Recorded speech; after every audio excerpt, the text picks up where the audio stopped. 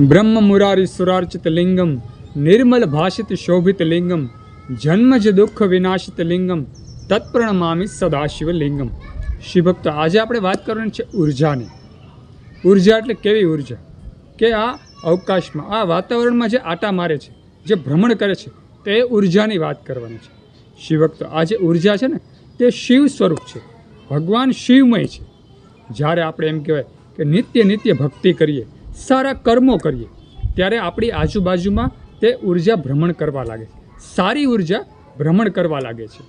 એટલે હંમેશા આપણે એમ કહેવાય કે નિત્ય નિત્ય ભગવાન શિવજીની શિવલિંગની પૂજા કરવી જોઈએ।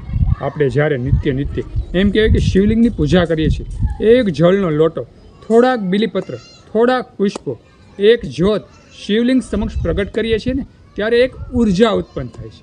તે ઉર્જા છે શિવમય, અને તે ઉર્જા એમ કહેવાય કે જ્યાં આપણે જઈએ છીએ તે આપણી આજુબાજુમાં ભ્રમણ કરે છે। એમ કહેવાય કે જે નેગેટિવ તત્વો હોય છે, આ અવકાશમાં નેગેટિવ તત્વો હોય, આ વાતાવરણમાં નેગેટિવ તત્વો હોય, તેનાથી આપણી રક્ષા કરે છે। આ જે સારી ઉર્જા હોય છે ને, જે શિવ સ્વરૂપ ઉર્જા હોય છે ને, તે એમ કહેવાય કે આપણી રક્ષા કરે છે, હંમેશા આપણું કલ્યાણ કરે છે। એટલે શિવ ભક્તો હંમેશા આપણે નિત્ય નિત્ય શિવલિંગની પૂજા કરવી જોઈએ। અને શિવ ભક્તો બીજું, જ્યારે આપણે સારા કર્મો કરીએ છીએ ને, ત્યારે પણ તે ઉર્જા આપણી આજુબાજુમાં ભ્રમણ કરવા લાગે છે, ઉર્જા વધવા માંડે છે।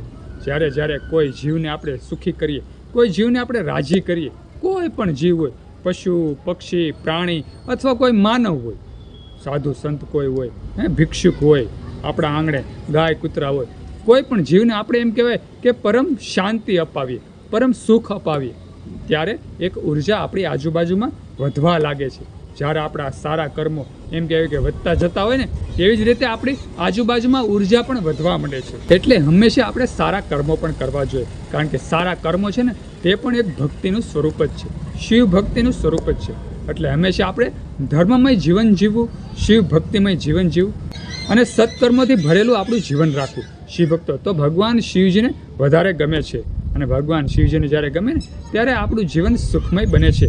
ભગવાન શિવમય જે ઉર્જા હોય છે ને તે આપણી આજુબાજુમાં વધતી જાય છે, તો હંમેશા આપણે વધારે ઉર્જા ભેગી કરવાની કોશિશ કરવી જોઈએ। શિવ ભક્તો સુંદર આ એક વિડીયો હતો જે ઉર્જાનો હતો।